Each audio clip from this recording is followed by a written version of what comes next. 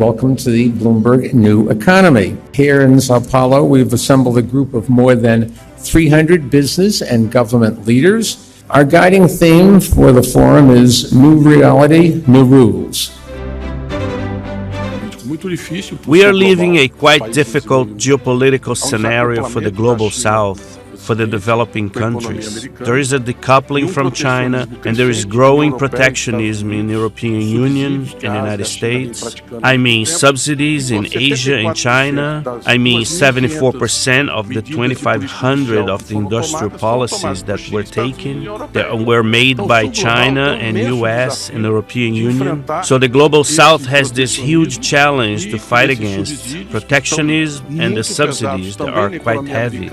The Brazilian government is considering, we believe quite seriously, joining the Belt and Road Initiative. How would you feel about that? I would encourage our friends in Brazil to look at the risks in today's economy through a lens like the ones that we are using, through an objectivity lens, through a risk management lens, and to really think about what the best pathway is forward for more resilience in the Brazilian economy and in the world economy.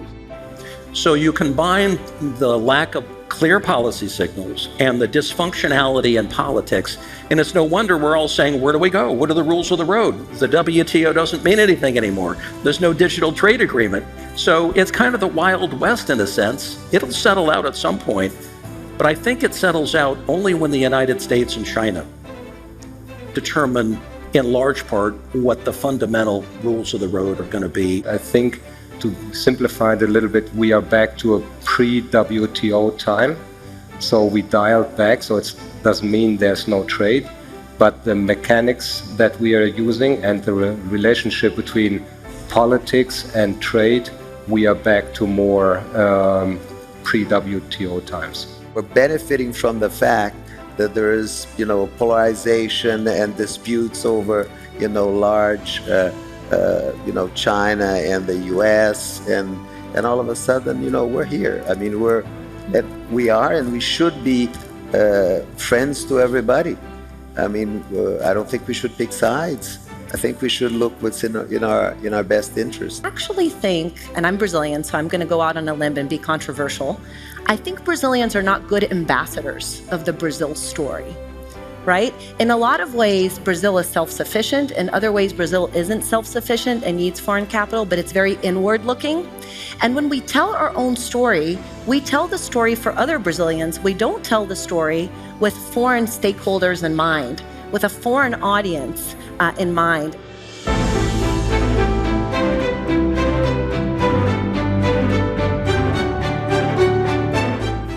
We've been talking with Brazil a lot about COP30 that's coming up, and that'll be a very important milestone both for climate mitigation and climate adaptation. Brazil has done some good pioneering things on mitigation. The deforestation, it's important that get under control both for Brazil itself and for the world. This notion of solving renewable power, at least to the digital economy, is not that hard if we solve the transmission issues. There is a battle plan to get there. It'll take time, it'll take capital, a lot of capital, and it also requires just thinking differently as an investor. We need to scale up and speed up.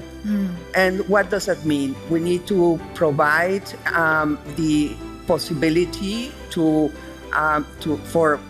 technologies to be deployed everywhere in the world, in all the regions of the world, especially in the global south.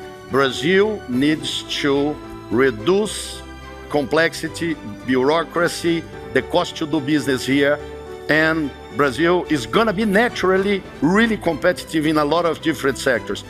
If you are a Chinese infrastructure company, an European industrial company, or a US service company, you are treated equally in Brazil. All of them will follow the same rules, will obey the same law. And that's, I think, what makes Brazil a neutral country at the end of the day.